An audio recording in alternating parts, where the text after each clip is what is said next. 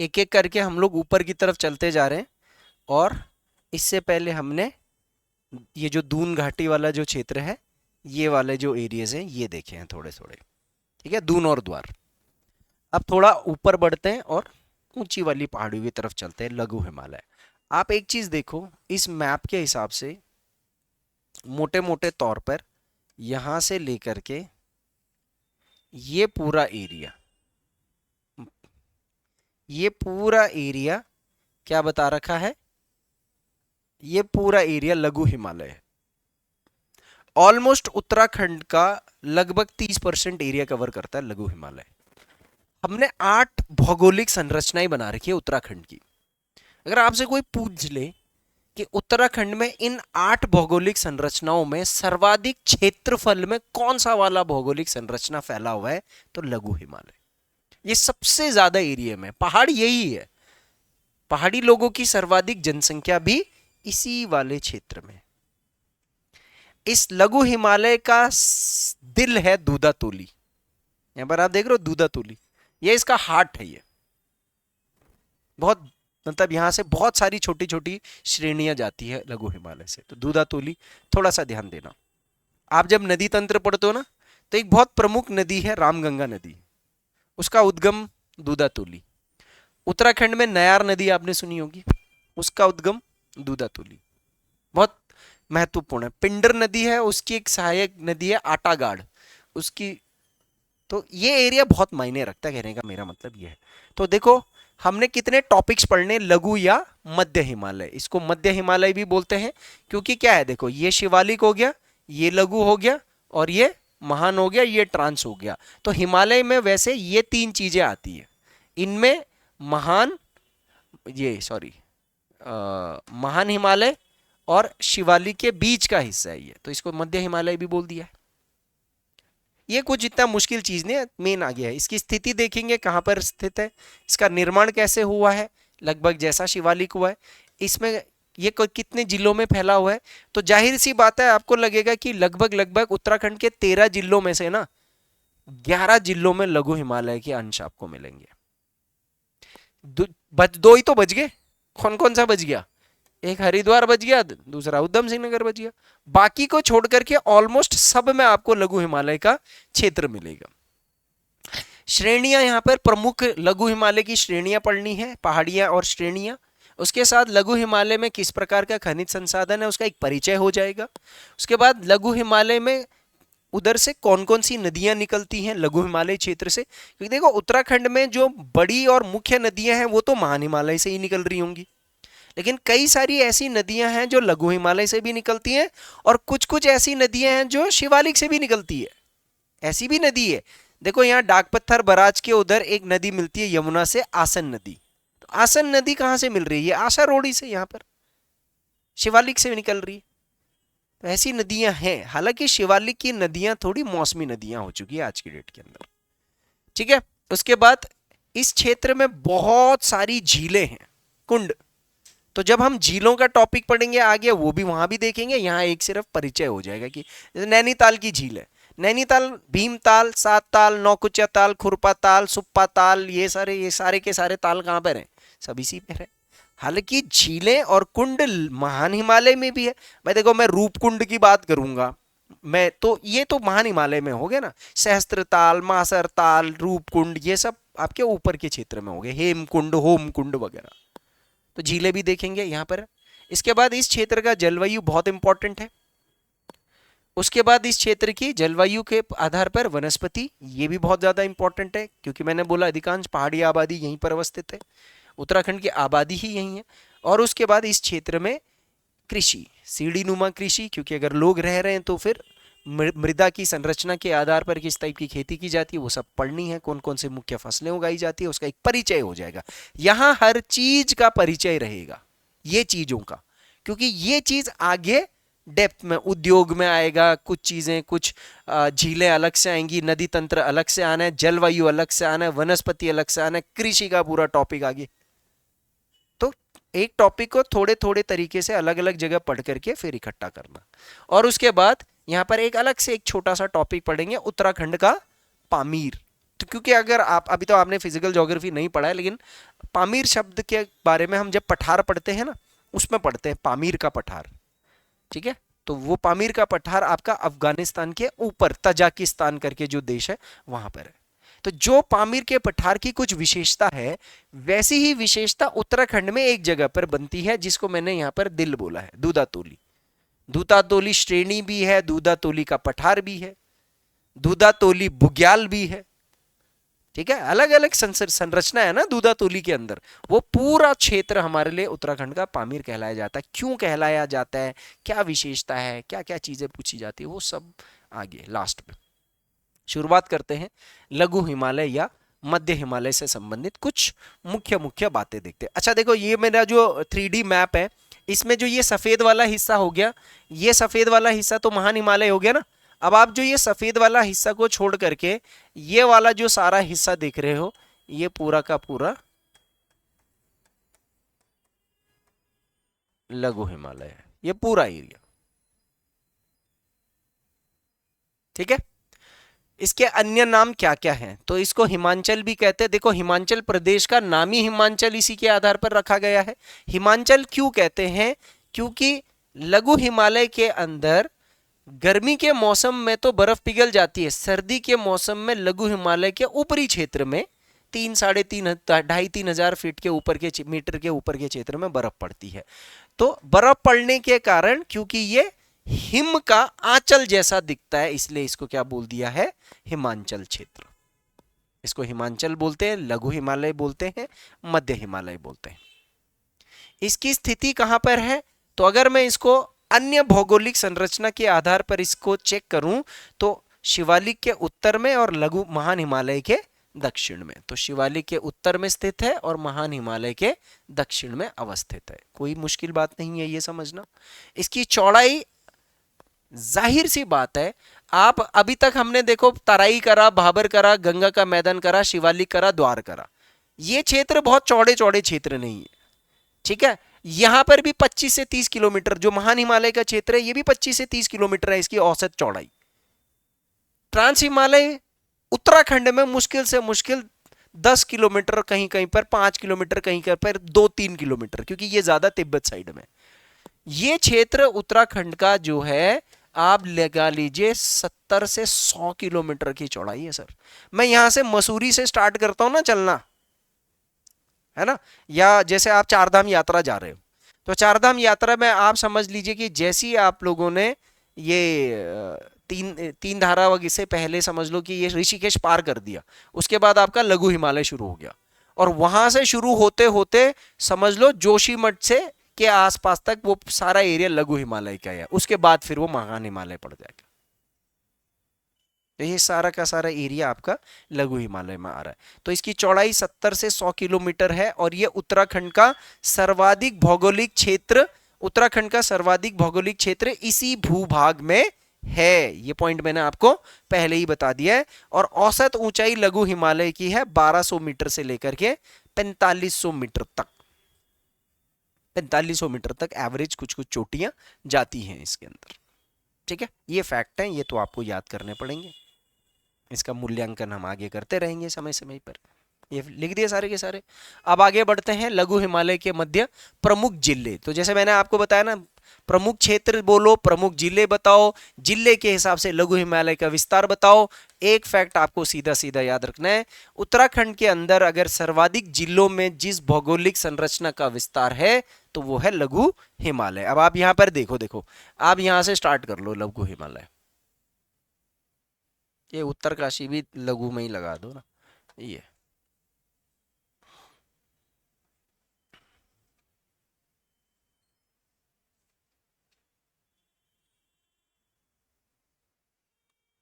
Area.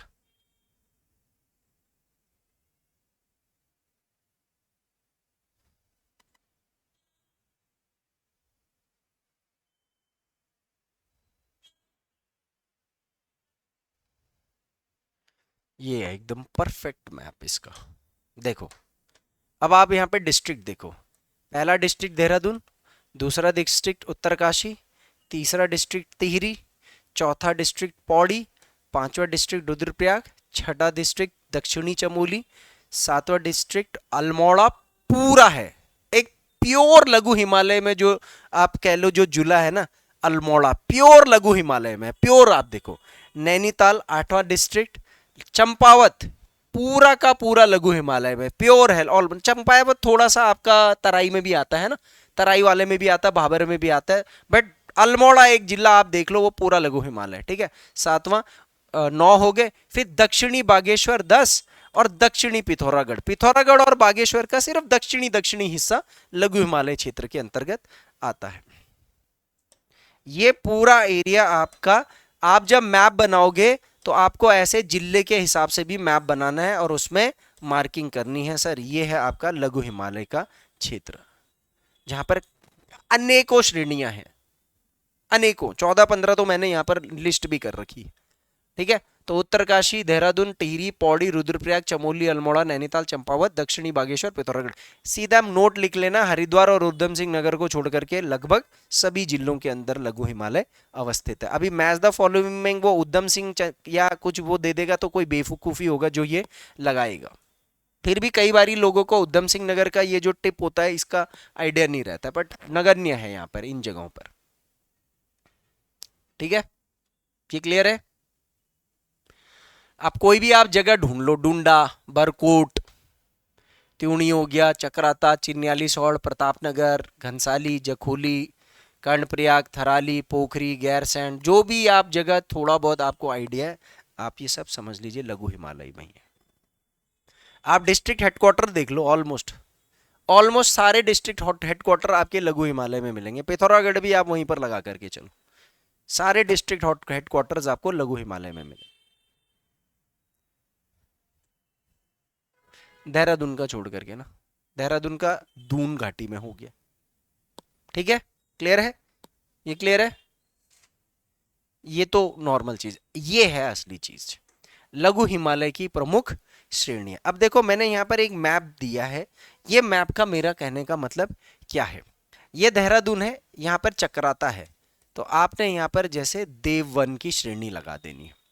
ठीक है, लोखंडी है तो इसी के अंदर आप लोखंडी की श्रेणी लगा दो। ठीक है, उसके बाद नाग टिब्बा और मसूरी है, ये देहरादून है, इस तरफ नाग टिब्बा और मसूरी। ठीक है, ये 4 श्रेणियां लघु हिमालय की देहरादून के है। फिर देखो टिहरी, मसूरी के पीछे आपका कौन सा टिब्बा है, लाल टिब्बा। लाल टिब्बा टॉप भी आता है ना, वो देहरादून वाला हिस्सा नहीं है, किसका हिस्सा हो जाता है वो, लाल टिब्बा। उसके बाद सुरकुंडा, सुरकुंडा का मंदिर जाते हो ना आप, सुरकंडा, ये भी आपका टिहरी में पड़ता है। सुरकंडा के बगल में ही हथकंडी है, हथकंडी या हथकंडी, ये 3 टिहरी में लगाओ। ये मैप आपने घर पे बनाना है, मैं आपको बस एक क्या दे रहा हूं, एक पैटर्न दे रहा हूं, आपने मैप पे बनाना है। उत्तराखंड में चप्पा चप्पा जहां जगह आ गई ना, आपने उसको मैप पे बनाना है। इसलिए अपने नोट्स में जगह छोड़ते हुए रखना कि भैया मुझे मैप से चीजें चलानी है। अब मैं आपको इसको पूरा बता रहा हूं। ठीक है, द्रोणागिरी चोटी कहां पर है, चमोली में है। इसके अलावा दूधातोली, झंडाधार, मूसा का कोठा, जो दूधातोली है ना, तो दूधातोली पर्वत श्रेणी में मूसा का कोठा का जो चोटी है वो सबसे ऊंचा चोटी वही है दूधातोली में, मूसा का कोठा। ठीक है, चंद्रबदनी एक हरिद्वार में भी है, वो अलग है, ये अलग है। मंदरांचल, अमोली पर्वत, दीपा पर्वत, बिनसर पर्वत, बिनसर मंदिर और बिनसर ये अल्मोड़ा में भी पड़ता है, तो वो वाला अलग है, ये वाला अलग है। ये श्रेणी की बात हो रही है। रानीखेत प्रॉपर, रानीखेत जो शहर है, रानीखेत के नाम की चोटी भी है।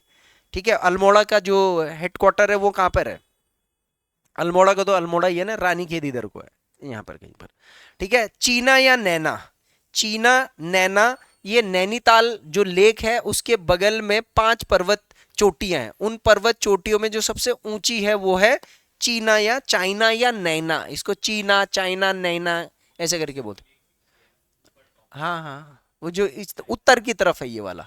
ठीक है, ये अब जब आप नैनीताल लेक पढ़ोगे ना, तो मैं लेक का मैंने पूरा डायग्राम बना रखा है अगल बगल, मतलब उसका 3D वाला भी है, हाथ का डायग्राम भी बना रखा है और ओरिजिनल लेक का डायग्राम भी वो है।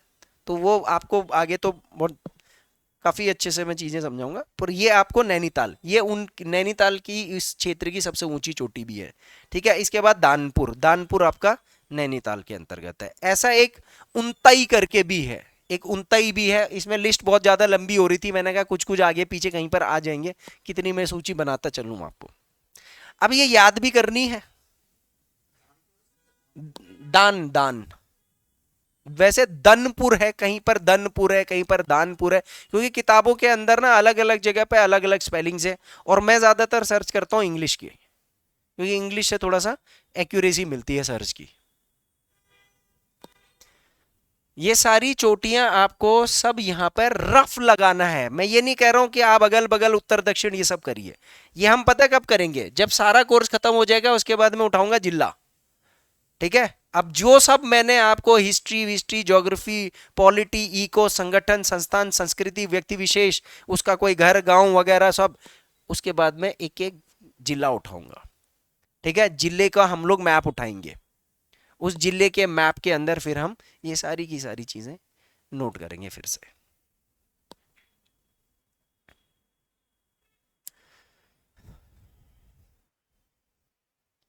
लिख लिया?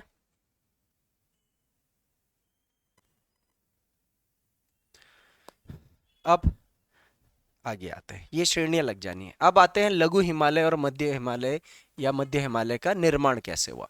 तो हम ये स्टोरी अभी तक देख चुके हैं कि जो इंडिया वाली चट्टान है, इंडिया की प्लेट है और यूरेशिया की प्लेट है, ये दोनों आपस में ऐसे टकराई, इन दोनों के बीच में यहाँ अवसाद इकट्ठे हुए खूब सारे, ऐसे ये अवसाद थे। टैथी सागर था यहाँ पर, इस टैथी सागर में अवसाद थे। अब ये मैं बहुत ज्यादा सिस्टमेटिक क्यों नहीं समझा रहा हूँ आपको, क्योंकि ये आपने कहाँ पर पढ़ना है, इंडियन और फिजिकल में, बट फिर भी देखते हैं जितना है। जैसे जैसे हमारी इंडियन प्लेट अंदर की तरफ धंसती गई, यूरेशियन प्लेट ऊपर की तरफ उठती गई, तो इन अवसादों में पड़ने लग गया मोड़, मोड़ जिसको तकनीकी भाषा में, भूगोल की भाषा में कहते हैं वलन।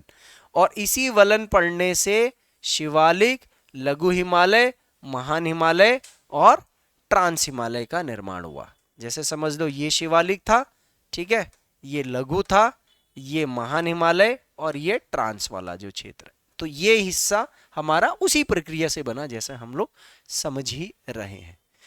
अगर आप इसको नोट करोगे तो भारतीय प्लेट के उत्तर में, भारतीय प्लेट जैसे ये इंडियन प्लेट था ना, तो हम ऐसे गए और यूरेशियन प्लेट ऐसे आ रहा था, ऐसे, तो हम ऐसे टक्कर खाया और इस जगह पर हिमालय के सभी भागों का निर्माण शुरू हुआ।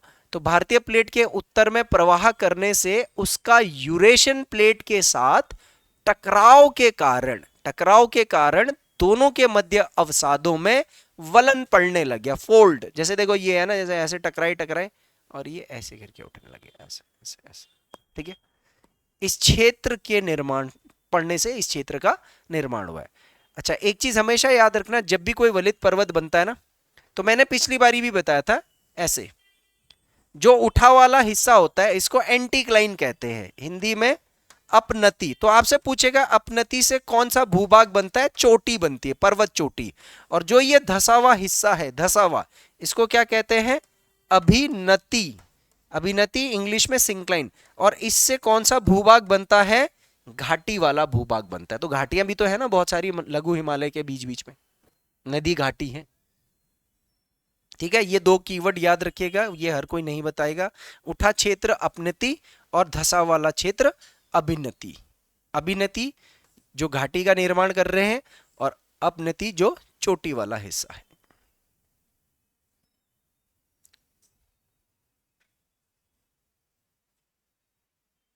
वो मैं बताऊंगा कैसे बढ़ाएंगे, मतलब कोर्स लंबा आगे तक, जल्दी जल्दी करेंगे। अब आते हैं लघु हिमालय के चट्टान क्रम। तो देखो ये ना एक डायग्राम है जिसमें ऑब्वियसली चट्टान ऐसे बन रहे होंगे, कुछ पुराने वाले पत्थर नीचे, उसके ऊपर जो नए वाले अवसाद आए होंगे वो उनमें ऊपर, फिर ऐसे, फिर ऐसे, फिर ऐसे। तो अब जब हिमालय का जो ये पीछे अगर मैं बताऊं, तो यहाँ पर अगर आप देखोगे तो हिमालय में जब वलन पड़ रहा था ना, तो इस वलन की प्रक्रिया के अंदर इस बीच में क्या है, सारे चट्टानी तो है। अब जो नीचे वाले चट्टान थे ये बहुत पुराने, सबसे पुराने चट्टान यहां पर थे, ठीक है, सबसे ज्यादा पुराने चट्टान यहां रहे होंगे। उसके बाद यहां पर थोड़े मध्य और उसके बाद यहाँ वाले थोड़े से नवीन चट्टाने होंगे। लेकिन जब पहाड़ ऐसे उबड़ खाबड़ होता है तो थोड़ा बहुत लावा भी आया यहाँ बीच बीच में, और उसने ऊपर के जो पुराने चट्टाने थे उसको आगे की तरफ धक्का मार दिया। तो कुछ पुरानी चट्टाने इधर आ गई, कुछ नई भी चट्टाने और नवीन चट्टाने भी, सबका मिश्रण आपको मिलेगा। ज्यादातर चट्टाने जो इसमें हैं वो नवीन और मध्य होंगे। जो बहुत पुरानी चट्टाने होती हैं उनका कायंतरण हो जाता है, रूपांतरण हो जाता है। जब आप फिजिकल ज्योग्राफी में चट्टानों के प्रकार पढ़ोगे ना तो 3 तरीके के चट्टान होते हैं, आग्नेय, अवसादी, रूपांतरित, जिसको कायंत्रित भी बोलते हैं। ठीक है, तो आग्नेय तो वो होता है जो लावा ठंडा होता है एकदम फ्रेश बनता है। अवसादी वो होता है जो पहली से बनी चट्टाने टूट टूट टूट टूट करके चूरा बन जाती है और वो दोबारा से चिपक करके ताप दाप के समय के हिसाब से फिर से एक जैसा हो सकता है। और कायंत्रित वो होती है जो जिन चट्टानों के अंदर रासायनिक प्रक्रिया होती है, तापमान दाब के कारण और समय के कारण रासायनिक प्रक्रिया के तहत उनका भौतिक और रासायनिक संरचना ही बदल जाता है। तो जो सबसे पुरानी चट्टानें होती हैं वो ये होती है। अब हमारा पृथ्वी का सतह बन रहा था 4 अरब साल पहले से, और उस काल को प्री कैम्ब्रियन काल कहते थे। ठीक है, तो प्री कैम्ब्रियन काल के अंदर तो नीचे वाली चट्टानें बन रही होंगी ना, फिर बीच के, फिर ऐसे ऐसे, और जो नई वाली चट्टानें हैं ये मैंने बोला 4 अरब साल पहले ये चट्टानें बननी शुरू हो गई थी। तो जो सबसे नवीन वाली है ये आज से इस क्षेत्र के हिसाब से 200 मिलियन साल पहले बननी शुरू हो गई थी, जिसको पैलियोजोइक काल कहते हैं। ये काल थोड़े मुश्किल होते हैं याद करने, अभी लगेंगे, बट जब आप फिजिकल ज्योग्राफी और इंडियन ज्योग्राफी पढ़ लोगे और फिर लिंक करोगे ये हो जाएगा याद। तो इस बीच में यानी कि 4 अरब साल से 2 मिलियन साल तक के जो भी इस बीच में चट्टानें बनी हैं वो चट्टानें हमें यहाँ पर सब मिलेंगे, यानी बहुत पुरानी भी मिलेंगी, मध्यम युग की भी मिलेंगी और कुछ थोड़ा ताजे भी मिल सकते हैं। ठीक है, तो ये चट्टान क्रम होता है। युग के हिसाब से जब आप चट्टानों को पढ़ते हो तो उसको चट्टान क्रम कहते हैं। अब इसको लघु हिमालय के साथ कैसे जोड़ना है, अब यहाँ पर देख लो। मैंने क्या बोला है कि भारतीय प्लेट के उत्तर में, अच्छा ये रहा ना यहाँ पर, तो मैंने क्या लिख दिया, अधिकांश चट्टानों का निम्न क्रम की है। निम्न क्रम की मतलब प्री कैम्ब्रियन से पैलियोजोइक काल में बनी। प्री कैम्ब्रियन का याद रखना है तो 4 बिलियन वर्ष पूर्व, और पैलियोजोइक का मतलब 2 मिलियन। तो 4 बिलियन, 3 बिलियन, 1 बिलियन ऐसे करके फिर 1 बिलियन में भी 800 मिलियन, 700 मिलियन, 600, 400, 200 मिलियन तक की जो चट्टानें होंगी वो यहां पर मिलेंगी आपको। ठीक है, अब ऐसी चट्टानों के यहां मैंने उदाहरण भी दे रखे हैं। ठीक है, अधिकांश चट्टानें अवसादी या कायंत्रित हो चुकी है। इसका मतलब क्या होता है, इसका मतलब ये होता है कि कोई चट्टान लावा से भी बनी होगी ना, तो या तो वो कायंत्रित हो चुकी होगी या टूट टूट करके अवसादी चट्टान के रूप में निर्मित होगी। तो आग्नेय चट्टान बहुत कम है यहाँ पर। ठीक है, कई अवसादी चट्टानों में समुद्री जीवाश्म भी मिलेंगे। इसका मतलब ये है कि देखो आपको पता है कि यहाँ पर एक सागर था, टेथी सागर था यहाँ पर, उसमें समुद्री जीवाश्म, जीव जंतु, माइक्रो ऑर्गेनिज्म, शैवाल, ये सब मछलियां ये सब रहते थे। जैसे जैसे अवसाद पड़े तो इनकी हड्डियां बीच में दबती गई। ये चट्टाने ऐसे वलन पर के ऊपर आए, आज हम इनको खोदते हैं तो बकायदा जीव जंतुओं के हड्डियों के अवशेष इसके अंदर मिल जाते हैं। तो जीवाश्म है यहाँ पर। आप यहाँ से खनन करोगे ना पेट्रोल भी निकल जाएगा सर, तेल वगैरह ये सब, कच्चा तेल ये सब निकल जाएगा। अब यहां ध्यान देना कि जो जिस प्रकार का जीवाश्म यहां पाया जाता है इसको समुद्री जीवाश्म कहते हैं, और जो खास तौर पर जो सबसे ज्यादा जो पाया गया उसको अमोनाइट कहते हैं। अमोनाइट, ट लिखना भूल गया यार मैं। अमोनाइट के शैल पाए जाते हैं। शैल मतलब शेल्स क्या होते हैं, जो इन जीव जंतुओं के हड्डी आपस में संकुचित हो जाती थी तो उसको एक शैल कहते हैं। जैसे मोती बनता है, रत्न मोती। मोती कैसे बनता है, जो समुद्र में मोती बनती है, सीप जिसे कहते हैं। सीपिया नहीं कहते हम लोग, वो शंख, सीपी वगैरह ये सब समुद्री जीवों के हड्डियों के संकुचन से तो बन रखा है। ये आपसे पूछा जाएगा, क्या पूछा जाएगा, अमोनाइट आपसे पूछा जाएगा। ये आपको किसी बुक में नहीं मिलेगा, पीसीएस के पॉइंट ऑफ व्यू से इंपॉर्टेंट है। ठीक है, कैसे प्रकार का शैल यहाँ सबसे ज्यादा पाया जाता है, अमोनाइट। आप सर्च करिए गूगल पे अमोनाइट, तो आज भी अमोनाइट है समुद्रों के अंदर, छोटे छोटे सूक्ष्म जीव, माइक्रो ऑर्गेनिज्म के तौर पर है। उसके बाद ये तो सब ठीक है, लेकिन अगर आपसे प्रॉपर चट्टानों के नाम पूछेगा कि मेरे को जब सीधा चट्टान खनन करके निकालता हूं तो कैसी कैसी चट्टान मिलेगी। तो मैंने बोला कुछ कायंत्रित होंगी, कुछ अवसादी होंगे। आप लोगों ने अवसादी चट्टानें पढ़ी हैं थोड़ा बहुत अपने आप से, कायंत्रित चट्टानें पढ़ी हैं थोड़ा बहुत।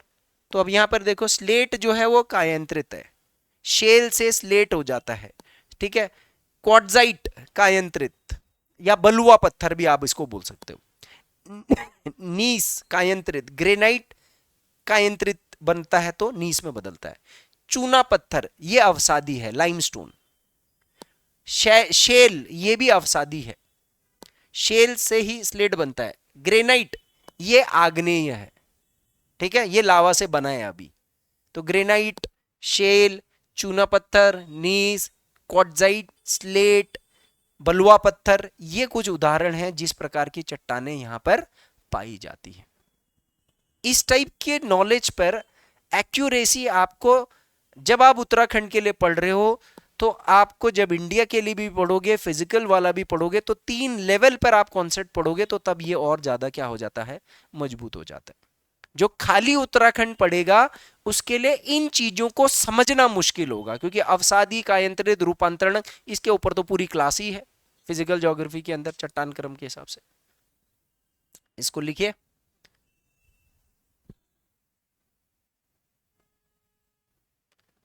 मैं बस